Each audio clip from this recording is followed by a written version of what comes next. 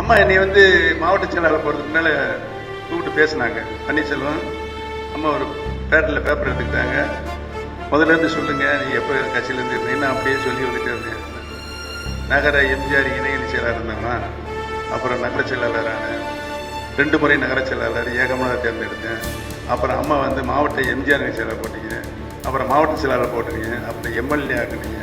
அதில் இடையில நகரமன்ற தலைவர் ஆனவன் எம்எல்ஏ ஆனீங்க. அம்மா சரி சும்மா சொல்லுங்க, ஜானகிரியில் தானே இருந்தீங்க நீங்கள்? ஆமாம்மா ஜானகிரி தான் இருந்தேன். நான் சொன்னதை திரும்ப அழுத்தமாக சொல்லுங்கண்ணா. நான் மெதுவாக சொன்னேன், நான் ஜானகிரியில் இருந்தவங்க நகர செயலாளர். இல்லை நல்ல அழுத்தமாக சொல்லுங்க அப்படின்னாங்க. ஏன் அப்படி சொன்னாங்கன்னா, ஜானகிரியிலேருந்து அனைவருக்குமே நாங்கள் அமைச்சர் ஆகியிருக்கேன் ஆகிறீங்க. அதெல்லாம் என்ன பண்ணி சொன்னா அப்படி பிரிஞ்சா சேர்ந்துட்டோம், ஒன்றா தானே இருக்கிறோம் அப்படின்னா பரவாயில்ல. இவர் அதவே சொல்லிட்டே இருந்தார். இப்போ என்ன, ஜானகி அம்மாவுக்கு 100ஆண்டு விழா நடக்குது. ஜானகி அம்மாவுக்கு அந்த ஜானகி அம்மா அணிலிருந்ததே பெரிய பாவச்செயலாக என்னை உருவகப்படுத்திய எடப்பாடி பழனிசாமி காலத்தினுடைய கட்டாயம். தலைவர் ஆன்மாவும் அம்மாவுடைய ஆன்மாவும் இன்றைக்கும் கட்சியை வழிநடத்தி கொண்டிருக்கிறது, தொண்டர்களை வழிநடத்தி கொண்டிருக்கு. ஏன்னா இந்த இயக்கம் தொண்டர்களுடைய இயக்கம்.